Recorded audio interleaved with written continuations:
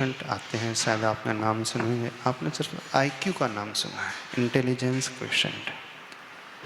वही अकेले नहीं होता है, एक होता है इमोशनल क्वेश्चंट, एक होता है फेलियर क्वेश्चंट, एक होता है रेजिलियंस क्वेश्चंट, एक होता है फाइनेंशियल क्वेश्चंट, एक होता है स्पिरिचुअल क्वेश्चंट। ये सब होते हैं हमारी कैपेबिलिटी की ओर इंगित करने वाले। जब हम इंटेलिजेंस कहते हैं तो हमारी बौद्धिक क्षमता की ओर लेकर के जाता है। जब हम इमोशनल क्वेश्चन की बात करते हैं तो हमारी भावनात्मक क्षमता को बताने वाला होता है। जब हम फाइनेंशियल, तो वहाँ पे हमारी आर्थिक परिस्थिति की क्षमता आएगी।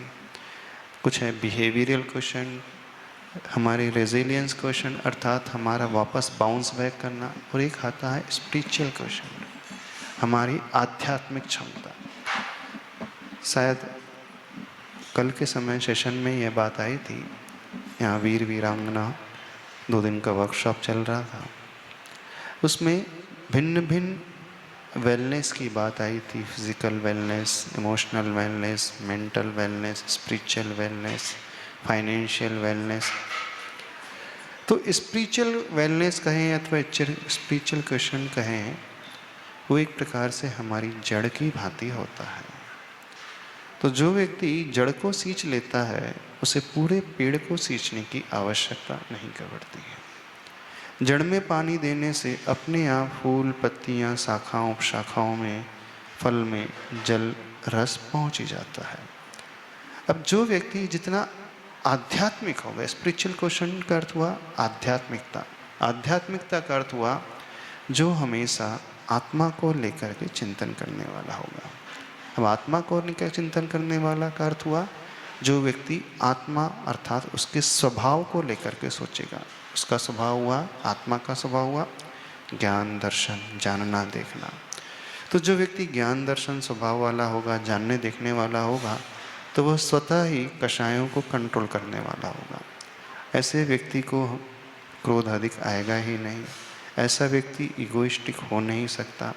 ऐसा व्यक्ति छल कपट अपने व्यवहार में लाएगा ही नहीं। ऐसा व्यक्ति स्वतः ही अपने आप में बड़ा संतुष्ट रहता है। उसकी बहुत ज़्यादा अपेक्षाएं नहीं होती है। उसे जो मिलता है उसमें वह सुखी होने की कोशिश करता है। तो जिसके भीतर ये भावना आ जाती है वो अपने आप अपना व्यवहार सुधारा हुआ होता है। क्योंकि जो संतोष गुण को धारण करने वाला होता है अथवा जिसका पेशेंस लेवल अच्छा होता है, तो ऐसे व्यक्ति को ज़्यादा गुस्सा भी नहीं आएगा। ऐसा व्यक्ति अहंकारी भी नहीं होगा। ऐसा व्यक्ति अपने आप कंपैशन, करुणा की भावना से भरा रहेगा, सिंपैथी से भरा रहेगा। वो दूसरों को अपने जैसा मानने वाला होगा। आध्यात्मिक व्यक्ति पर्याय की ओर दृष्टि नहीं रखता। आध्यात्मिक व्यक्ति हमेशा द्रव्य यानी आत्मा की ओर दृष्टि रखने वाला होता है। वो अन्य व्यक्ति को भी अपने जैसे ही स्वीकारता है। उसके भीतर कभी भेदभाव नहीं होगा। वो दूसरे के दुख को देख ही नहीं पाएगा। वो दूसरे के कष्टों को अपना कष्ट मानने लगेगा और उस कष्ट को दूर करने के लिए वैसा पुरुषार्थ भी करने लगेगा। तो कहने का अभिप्राय, जिसकी आध्यात्मिकता की दृष्टि होती है, ऐसे व्यक्ति का व्यवहार बड़ा सुलझा हुआ होता है।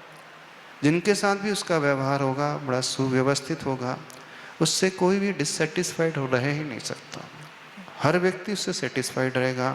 वो बहुत इजीली कॉम्प्रोमाइज़ करने वाला होगा। वो सबको इम्पोर्टेंस देगा। वो अपने अहम का पोषण बिल्कुल नहीं करेगा।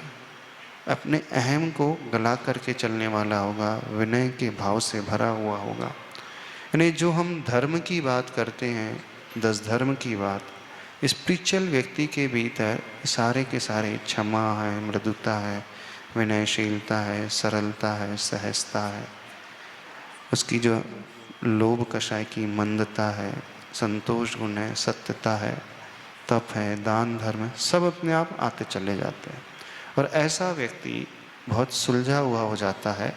तो आध्यात्मिक जीवन हमें बहुत अच्छा तरीका सिखाता है। आध्यात्मिकता हमें एक दृष्टि देती है कि हम कैसे सामंजस्य बनाना सीखें, व्यवहार निभाना भी सीखें और अपने निश्चय पक्ष को लेकर के भी चलना सीखें।